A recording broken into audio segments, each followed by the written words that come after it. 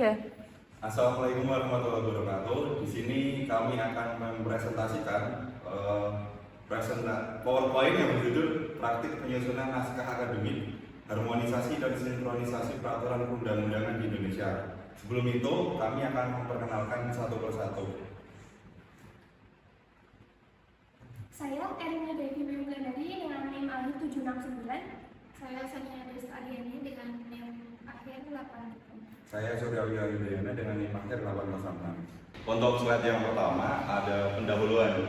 Di sini naskah akademik pertama kali ditentukan dalam pasal 734 Keputusan Menteri Kehakiman Republik Indonesia nomor M02 PR 07.10 tahun 1989. Kemudian istilah naskah akademik ini secara baku dipopulerkan pada tahun 1994 dengan keputusan Kepala Badan Pembinaan Hukum Nasional nomor G159 PR 09 tahun 1994 tentang petunjuk teknis penyusunan naskah akademik peraturan perundang-undangan. Naskah akademik ini merupakan naskah awal yang memuat pengaturan materi perundang-undangan di bidang tertentu yang telah ditinjau secara sistemik, holistik, dan futuristik. Untuk peran naskah akademik ini cukup penting karena memegang peranan dalam pembentukan peraturan perundang-undangan dengan menyediakan landasan ilmiah, meningkatkan kualitas regulasi, serta mendorong transparansi dan partisipasi publik. Kemudian untuk landasan hukumnya, landasan hukum penyusunan naskah akademik ini di Indonesia diatur di dalam Undang-Undang Nomor 12 Tahun 2011 tentang pembentukan peraturan perundang-undangan sebagaimana telah diubah dengan Nomor Undang-Undang Nomor 15 Tahun 2019. Kemudian diatur juga dalam Perpres Nomor 68/2005 tentang tata cara mempersiapkan rancangan undang-undang, rancangan Perpu, rancangan perundang-undangan, peraturan pemerintah, dan rancangan Perpres. Dalam peraturan ini, naskah akademik didefinisikan sebagai naskah yang dapat dipertanggungjawabkan secara ilmiah mengenai konsep yang berisi latar belakang, tujuan penyusunan, sasaran yang ingin diwujudkan dan lingkup, kemudian jangkauan, objek atau arah pengaturan substansi rancangan perundang-undangan. Kemudian untuk slide ketiga ada tujuan penyusunan naskah akademik. Yang pertama yaitu memberikan dasar ilmiah dalam pembentukan undang-undang. Kemudian yang kedua mengidentifikasi masalah yang akan diatur. Yang ketiga menyediakan landasan fisiologis, sosiologis, dan biologis. Kemudian yang keempat menghindari overregulation dan disharmonisasi hukum. Kemudian yang kelima memastikan efektivitas dan implementasi hukum. Kemudian yang keenam memberikan rekomendasi alternatif kebijakan hukum. Kemudian slide selanjutnya ada prinsip penyusunan naskah akademik.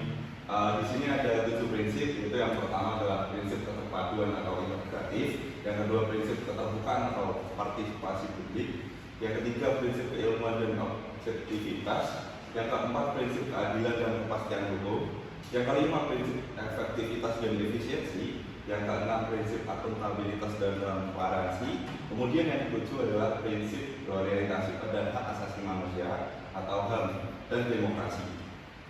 Kemudian selanjutnya ada harmonisasi dan juga sinkronisasi, di mana yang pertama ada harmonisasi. Harmonisasi sendiri dalam hukum merupakan penyesuaian peraturan perundang-undangan, keputusan pemerintah, keputusan hakim, sistem hukum, dan asas-asas hukum dengan tujuan peningkatan kesatuan hukum, kepastian hukum, keadilan, dan kesebandingan kegunaan dan kejelasan hukum tanpa mengabaikan dan mengorbankan pluralisme hukum kalau memang dibutuhkan. Nah, kemudian ada yang namanya sinkronisasi, di mana sinkronisasi hukum merupakan proses penyelarasan dan penyatuan berbagai peraturan perundang-undangan yang terkait dengan mengatur suatu bidang tertentu baik yang sudah ada maupun yang sedang dalam proses penyusunan.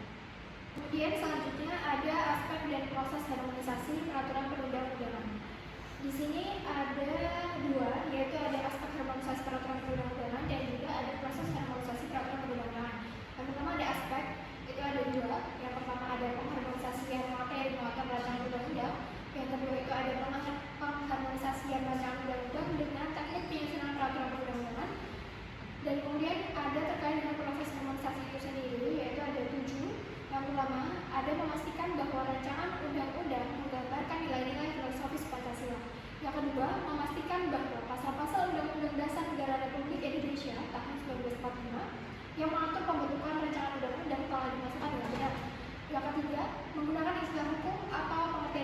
secara konsisten.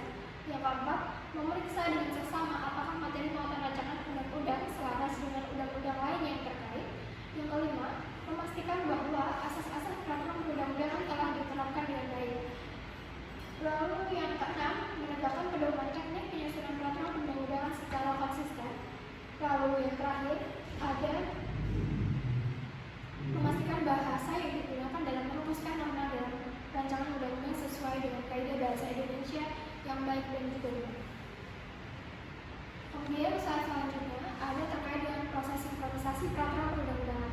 Dalam proses sinkronisasi peraturan perundang-undangan itu ada dua prosesnya. Yang pertama itu ada proses secara vertikal, lalu yang kedua itu ada proses secara horizontal. Yang pertama ada proses vertikal. Sinkronisasi vertikal berarti menyelaraskan peraturan perundang-undangan dengan peraturan perundang-undangan lain yang berbeda di hierarki yang berbeda pula. Tujuannya adalah memastikan bahwa peraturan perundang-undangan yang berlaku dalam suatu bidang tertentu tidak saling bertentangan antara satu dengan yang lain. Apabila peraturan yang lebih rendah bertentangan dengan peraturan di atasnya, maka berlakulah asas lex superior derogat lex inferior, di mana peraturan lebih rendah harus diselaraskan dengan peraturan yang lebih tinggi. Lalu kemudian proses yang kedua itu ada sinkronisasi horizontal, di mana dalam sinkronisasi horizontal proses penyelarasan peraturan perundang-undangan dengan peraturan perundang-undangan lain yang berada dalam hierarki yang sama. Hal ini dilakukan dengan memeriksa berbagai peraturan perundang-undangan yang sejajar dan mengatur bidang yang sama atau terkait. Jika terdapat peraturan di antara peraturan-peraturan tersebut, maka dapat menggunakan asas lex specialis derogat lex generalis. Asas lex specialis derogat lex generalis berarti undang-undang yang bersifat khusus mengesampingkan pemberlakuan undang-undang yang bersifat umum. Penerapan asas lex specialis tidak selalu mudah karena tidak ada ukuran pasti untuk menentukan dengan mutlak apakah suatu aturan hukum termasuk khusus ataupun umum. Kemudian selanjutnya itu ada terkait dengan tahap penyusunan naskah akademik. Dalam penyusunan naskah akademik sendiri itu melalui 3 proses. Yang pertama itu ada yang pertama perencanaan undang-undang terlebih dahulu, lalu yang kedua ada perencanaan peraturan pemerintah, lalu baru perencanaan peraturan presiden. Kemudian selanjutnya itu ada terkait dengan perubahan dan pembaruan peraturan perundang-undangan, di mana perubahan dan pembaruan peraturan perundang-undangan adalah suatu proses yang kompleks dan dinamis yang dipengaruhi oleh berbagai faktor baik internal maupun eksternal. Dalam konteks Indonesia, faktor politik, ekonomi, dan sosial memainkan peran penting dalam membentuk perubahan dan pembaruan hukum. Peran pemerintah dan DPR dalam proses legislasi, pengaruh partai politik dan kelompok kepentingan, kondisi ekonomi serta perubahan dalam nilai dan norma sosial semuanya berkontribusi dalam membentuk dan mengarahkan proses perubahan dan pembaharuan hukum. Partisipasi masyarakat juga memegang peran penting dalam mendorong dan membentuk perubahan hukum, mencerminkan prinsip demokrasi dan partisipasi dalam proses legislasi. Meski demikian, proses perubahan dan pembaharuan hukum juga menimbulkan berbagai tantangan. Selanjutnya akan dilanjutkan oleh teman saya. Baik, di sini saya akan melanjutkan materi yang telah akan saya sampaikan. Di sini saya akan membahas harmonisasi dalam peraturan lingkungan hidup. Penelitian Azalia dan kawan-kawan ini menyoroti pentingnya harmonisasi peraturan lingkungan hidup di tingkat nasional dan daerah untuk melindungi hak masyarakat adat suku Laut.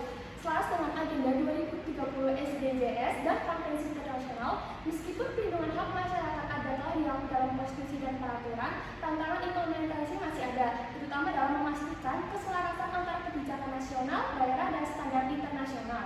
Penelitian menekankan perlunya keselarasan ini termasuk pengakuan kearifan lokal dan partisipasi aktif masyarakat adat agar pelestarian lingkungan dan kesejahteraan masyarakat adat berjalan seiring.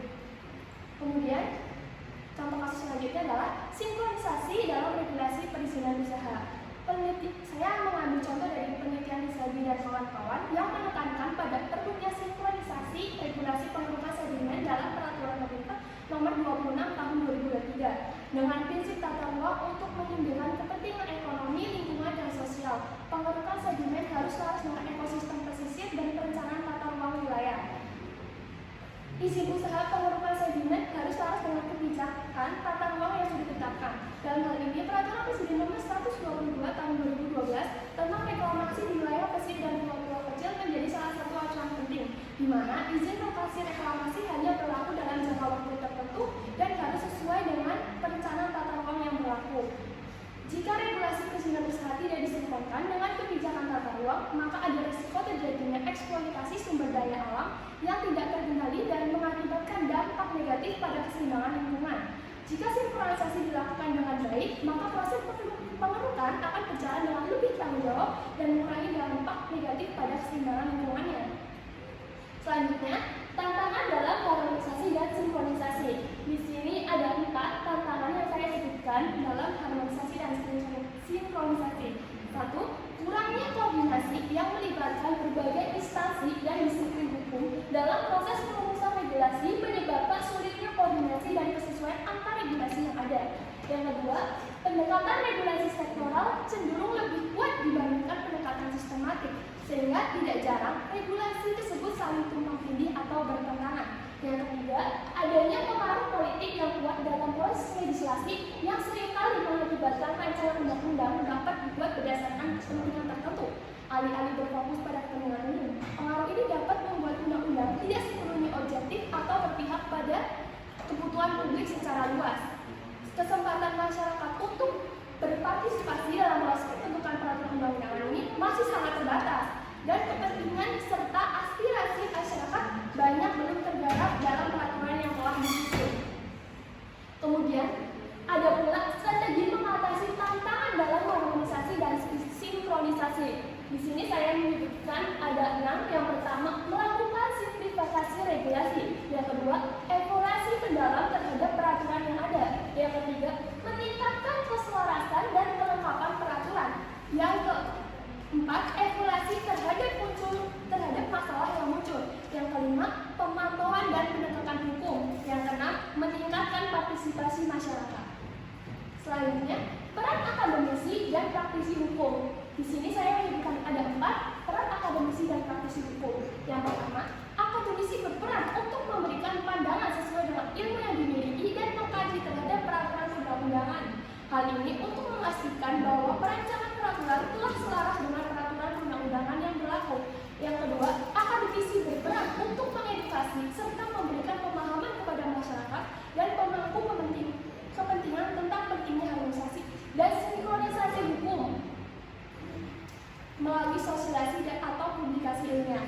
Yang keempat, praktisi berperan untuk memberikan masukan, mengawasi, dan mengevaluasi hasil dari peraturan yang akan diberlakukan. Yang keempat, praktisi juga berperan menjadi pelaksana dari peraturan yang telah dirumuskan. Di sini kemudian kesimpulan dari materi yang kelompok kami bahas yaitu naskah akademik berperan penting dalam pembentukan hukum karena berfungsi sebagai kajian ilmiah yang memberikan dasar rasional bagi penyusunan regulasi, sehingga setiap peraturan undang-undangan yang dibuat tidak hanya berdasarkan kebutuhan praktis, tetapi juga melalui analisis mendalam terhadap aspek filosofis, sosiologis, dan yuridis. Hal ini memastikan bahwa hukum yang dihasilkan dapat diterapkan secara efektif, adil, dan tidak menimbulkan ketidakpastian hukum di kemudian hari. Namun, dalam praktiknya sering terjadi tumpang tindih regulasi akibat kurangnya koordinasi dalam pembentukan peraturan. Oleh karena itu, harmonisasi dan sinkronisasi menjadi solusi yang sangat diperlukan untuk menciptakan sistem hukum yang lebih teratur dan tidak saling bertentangan. Harmonisasi bertujuan untuk menyelaraskan berbagai aturan agar tidak ada norma yang kontradiktif.